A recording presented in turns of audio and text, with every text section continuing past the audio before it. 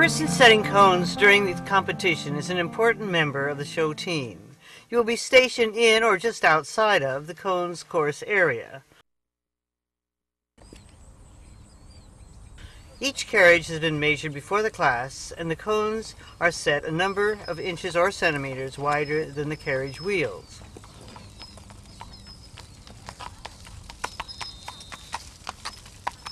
Some shows provide a list of competitors and the settings for the cones for each.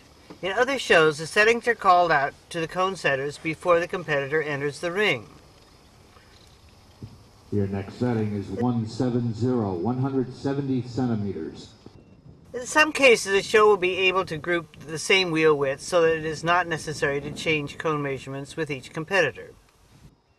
As a cone setter, you will probably be asked to set several pairs of cones. Accuracy is very important, as this is where the winner is decided, and often scores are just one knockdown apart. Work quickly as possible to avoid delays. Be very watchful, as you might be called upon if you witnessed a questionable ball down. Do not reset the cones or replace balls until the competitor is finished, to be sure that knockdowns are counted by the judge.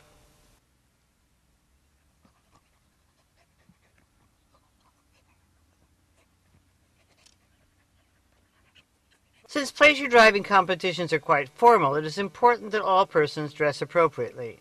Neatness is essential. Consider the weather and take a hat for sun or rain gear.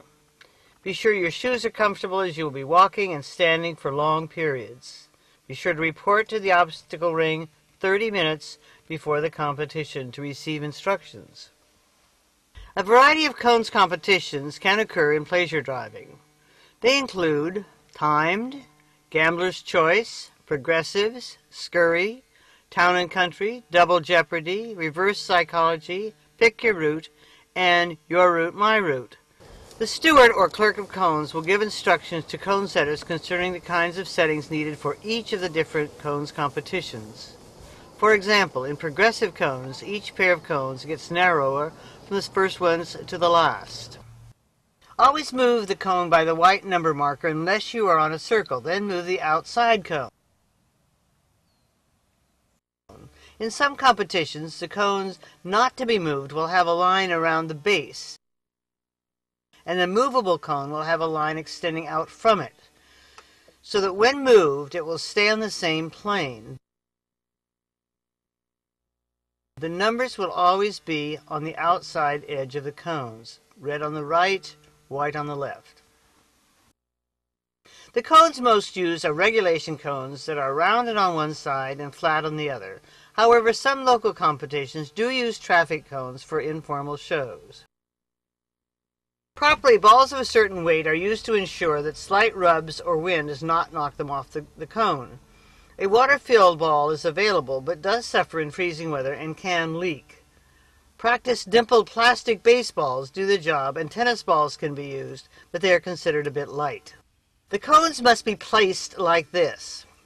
As you see, the angle of the cone toward the outside allows for clearance of the hubs.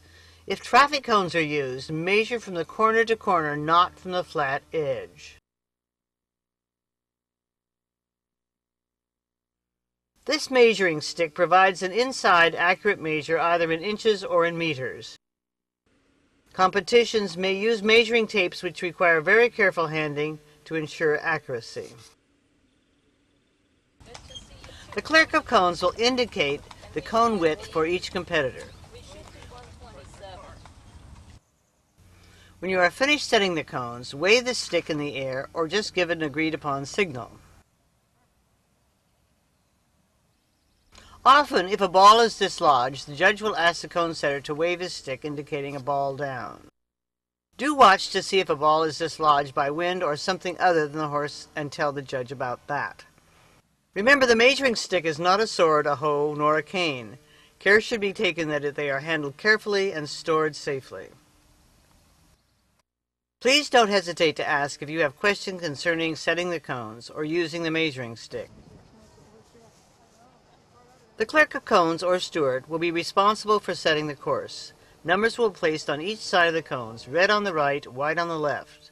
The start and finish pair on the cones will have no balls on them, but will be signed start and finish.